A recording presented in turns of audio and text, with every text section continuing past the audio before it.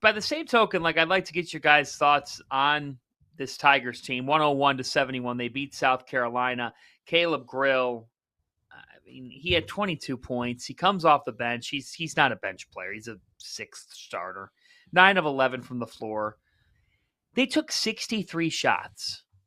And Mike, 11 of 19 from three. I mean, you got to give Dennis Gates a boatload of credit here after the way last year went. And look, are they a great defensive team? No, they're not. When they're locked in on that end of the floor, though, Mike, and they guard, because they seem to guard against big-time opponents, like the numbers check out, the shot-making checks out.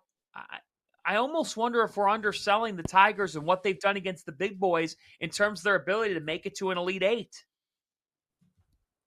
If you've heard me on this show, the one thing I have not done is undersell the Missouri Tigers. I've been a fan of them from the jump. And Dennis Gates, I'll say it again, 0-18 in conference play last year. And I get there's been coaches that have come in and turned over programs. 0-18 in conference play, and it's the same coach and kind of pulling it back up to where it is right now. That doesn't happen. That's so rare in college basketball. But look, I mean, you look at Bart Torvik, I mean, since February 1st, they're the number 2 team in college basketball per Bart Torvik, right? And their offense is also number 2.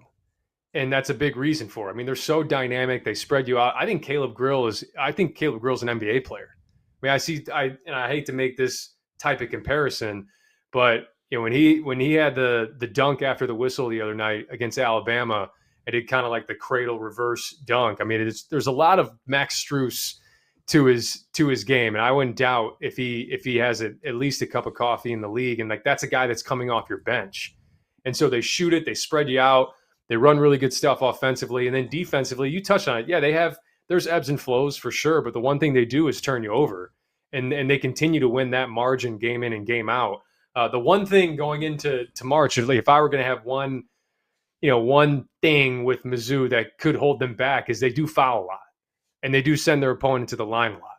And even tonight, South Carolina shoots 25 free throws, goes 21 for 25. It was still a 30-point game. Right. But those are the types of things that when you're playing a team that's, more offensively sound than a South Carolina, if they're making shots and getting downhill and you're sending and they're taking care of the ball and you're sending them to the free throw line, that's where I think this Missouri Tigers team could run into trouble. But I mean, we talk about this every year. I mean, why can't Missouri make a Final Four?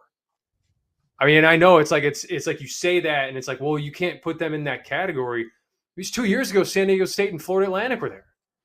So why can't I put Missouri in that category? It wouldn't be out of the realm of possibility at all to see this type of team make a run like that. We've never seen Mizzou make the Final Four. Never seen it. Made the Elite Eight in 09, Tyler. Listen, where am I on the Missouri Tigers? I don't know if they're a contender or they're Elite Eight team. They have not gotten the hype that they deserve. They have players. They have no bad losses. They have no quad 2, quad 3, quad 4 losses, if I'm looking at their resume right. And you know what I am. You're correct. Yes. And, they have guys that are dynamic. They have guys that can win multiple ways. Mark Mitchell, he's a guy that can lock somebody down. He's athletic. He has length. Watched him play a lot at Duke. And they also have guys that come in off the bench that control the paint. Josh Gray doesn't care about scoring. He just comes in there and he just bangs and he gets rebounds, controls the paint, and he's physical. Dennis Gates has done a great job. He's in that category for Coach of the Year. But I think that Mizzou is a dark horse when we're talking about teams that could make a deep run and possibly slip into the Final Four when it comes tournament time. And also, you got to give them credit. They didn't get a lot of preseason hype, and I wouldn't give them any hype off the year they had last year either. But they have risen to the top in the SEC. They're one of the better teams and one of the more underrated teams in college basketball right now.